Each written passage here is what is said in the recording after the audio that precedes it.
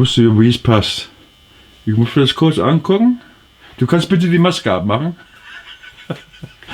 Well, I don't think this will go down after Corona. What's he wearing a mask for? So we have to speak English now. So we do a bit of English speaking in the groove. Du kannst mir vielleicht die Fragen auf Deutsch stellen. No, it's all English, man. Because this is going to be international public coming. It'll be doof if they get German questions and English afterwards. Oh, okay. Because I think more English-speaking people will watch than Germans. Yeah. Okay. I hope I understand you. Yes. And if not, then say. Then I will repeat. Because normally I do speak quickly sometimes, which is a problem for some people to understand, because I'm a quick speaker. Yeah. So I try to speak slowly, that you understand better. That's fine. Is this That's better? fine. Yeah? I know, it's a problem of mine. Sometimes I don't think, but sometimes I do think. So you're cool with your... Can you take the glasses off, please, sir? Because I think there'll be a Spiegelung. Yes, cool. This is excellent. Or can I put them? Yeah, you can put them in the head. That's cool. Yes, very good. I like. Are you ready? So, action. First off, can you list the jobs that you've had? The jobs in my life? The jobs in your life. In my life? Yeah. Okay. The first job maybe was getting a child. Getting adult.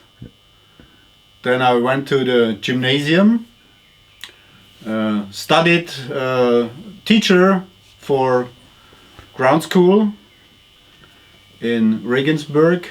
Then I quit the university and had different jobs, and then I did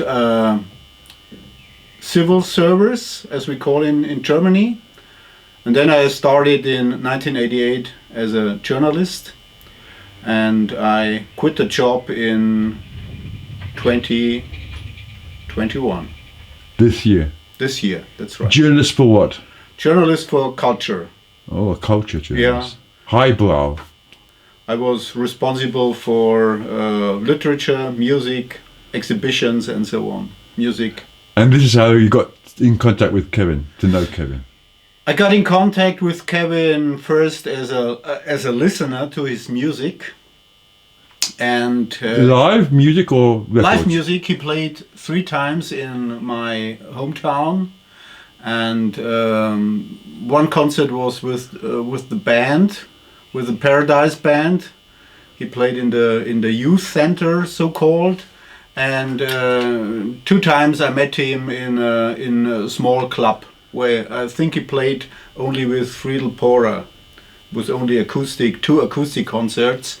But I never got personally with him in contact, and then I lost the contact. I listened to other kind of musics, not only Kevin Coyne, and he came back to my mind. I think it was in 2012.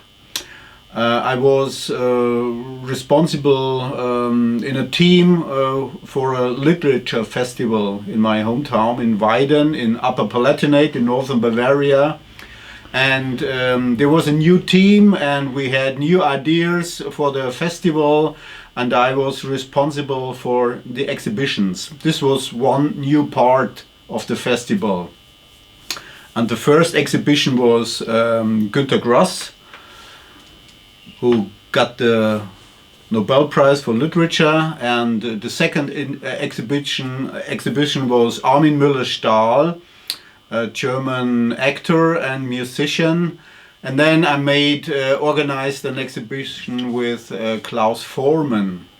Oh, the Beatles! The famous Beatles, Revolver Man. And so we always try to get artists who are responsible for art and literature.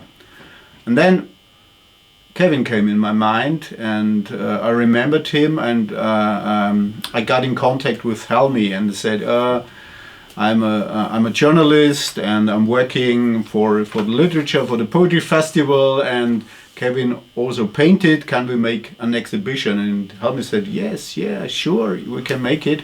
And it was a great event. And Eugene and Robert came, and so this was the first time I made an exhibition, a heavy word, with Kevin. And there was a following exhibition at the Kunstverein in Weiden. It was titled Kill, Kill, Kill.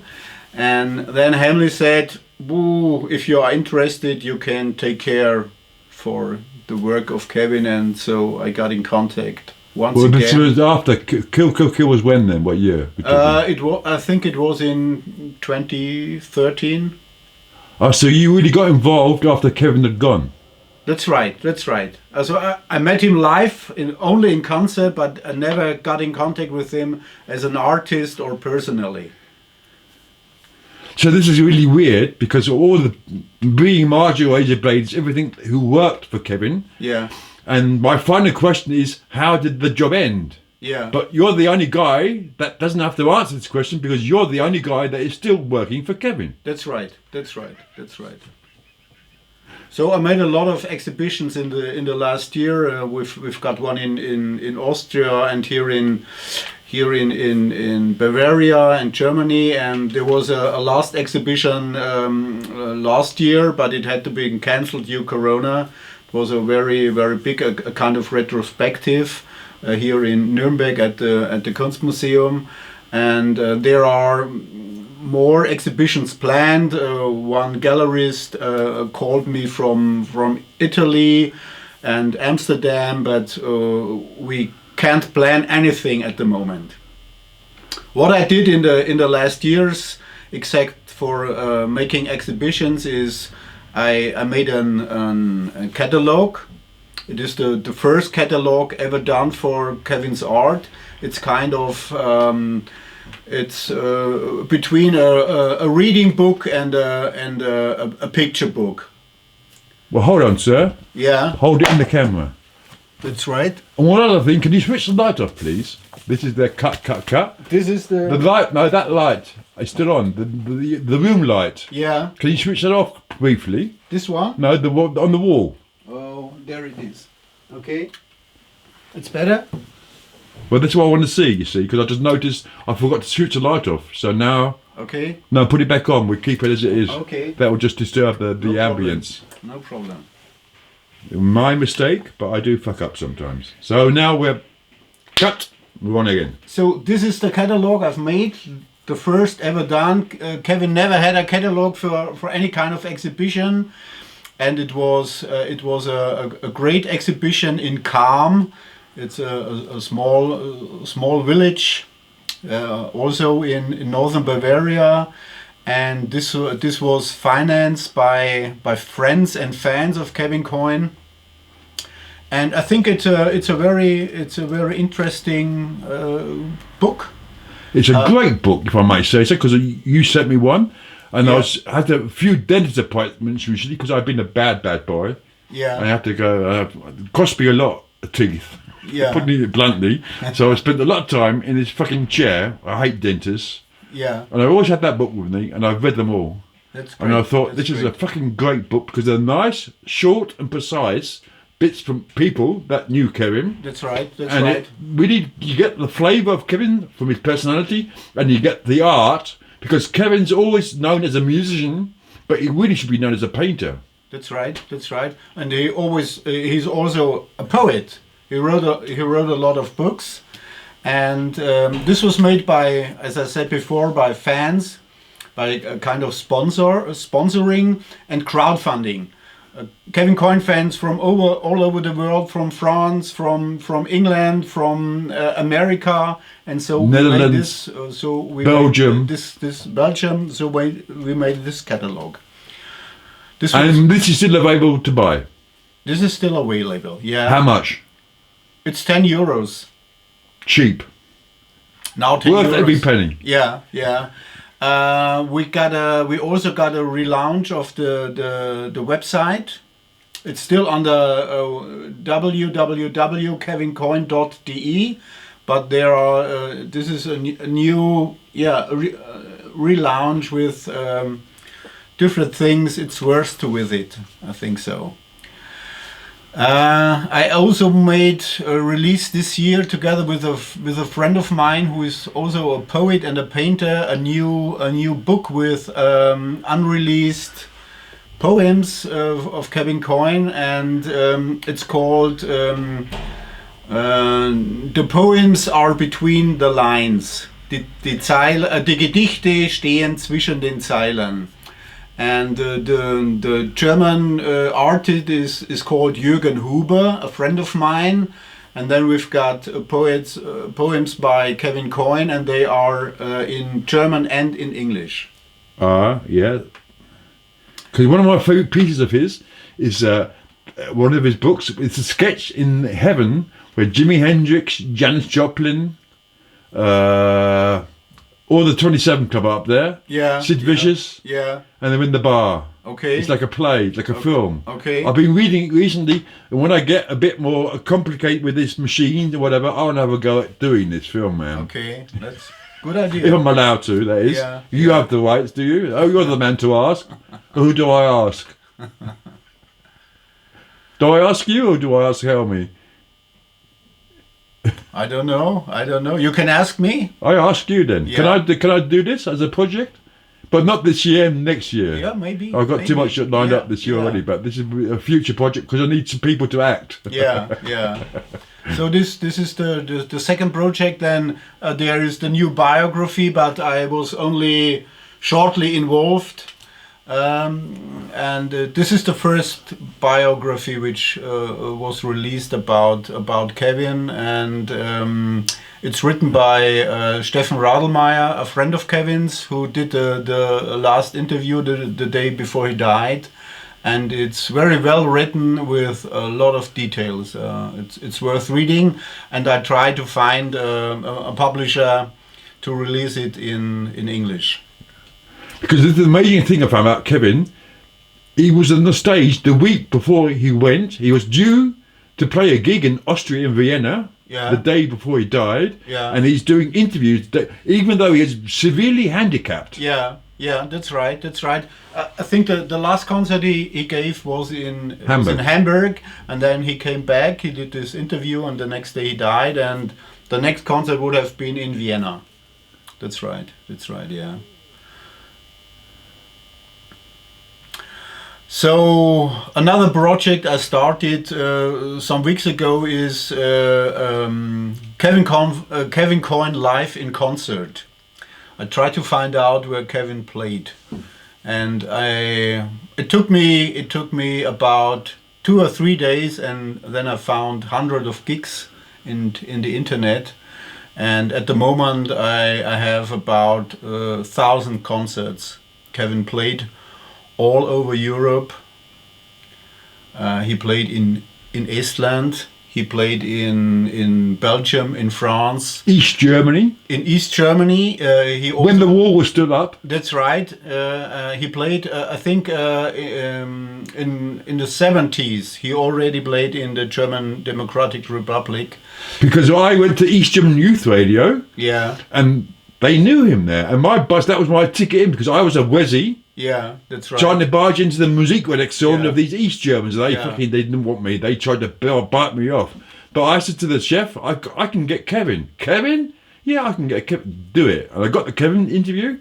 It got played, and the next day in the cantina, the chef editor came and he patted me on the back and said, "Great program last night." So for those idiots that didn't like me, they were never going to like me. Okay. But for all the others, that was the thumbs up side, and after that I had some friends there. Yeah. And I got some work done. So Kevin helped me as well. Fine. Good story.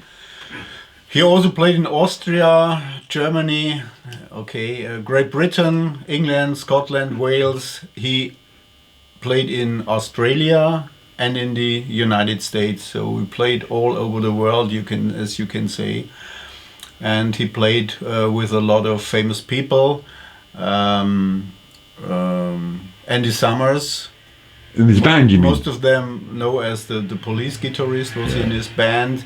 Paul Wickens, which is now the music director of Paul McCartney, played with him. He was on the road with Robert Wyatt. He opened a lot of concerts for famous bands, BAP, German rock band. He opened for Randy California's Spirit when they were on tour in Germany, and he played in famous places like the Marquee Club. He played in the Roundhouse. He played a lot of festivals all over. He played with Country Joe McDonald. That's when I was right. in America, That's right. I went to Berkeley. That's I right. had one phone call. I was to Kevin Coyne, and he said, "Come round," and I had a great afternoon in Country Joe. And I can't find this interview I did with him. It's somewhere. Yeah. And I'm searching, and I'm stopped looking because I know I won't find it if I'm looking. So I'm waiting for it to come to me. But hopefully it's still around. Yeah. Country Joe McDonald. That's right. That's right. I found some gigs in the internet where they played together. He played with Sued Money and many more. So my question is, the film is being Marjory Razorblade, the best job in the world, because it was my best job, and it is for basically everyone that I've spoken to. They say this. So can you have an explanation for why this might be the best job in the world, working for Kevin? How would you explain this? Yeah, think about it, man. Yeah. It's hard for me to say because I never. Well, I want your thoughts because that's what would interest me because you weren't involved with him, so you're looking from the outside. It's just a view, an unbiased view because you had no contact with him at that stage, so you could tell. Yeah. So I only know him from his poetry. I only know him from his music and his paintings and drawings. And I think he must have been a very interesting man. He had a lot of crazy, funny, and serious ideas. He's not only been the joking or the funny man. I think he could have been very, very serious and thinking about a lot of things. And he always is what is very impressive for me. He's how can I say it? A beobachter, a watcher, Observer. Observer. That's right. And he was walking through the streets of Nuremberg, and he saw thousands of things, which he wrote down, which he painted. And he was a very critical person, I think, but also very funny, full of humor. The British humor, you can still find it in his poetry, in his lyrics, which he wrote. And there's one light going out. Such is life. Carry on talking, sir. So it must have been very interesting to be with him on the road. I think so.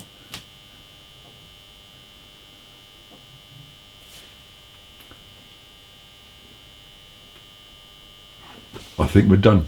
Okay. The light's gone. Okay. If I have to repair it, it'll be a lot of action, a lot of work, and I'm good, fucking tired. Okay. And Nuremberg's done my fucking brain in as ever, and I'm fucking finished.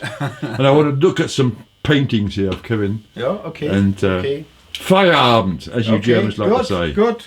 Achtung.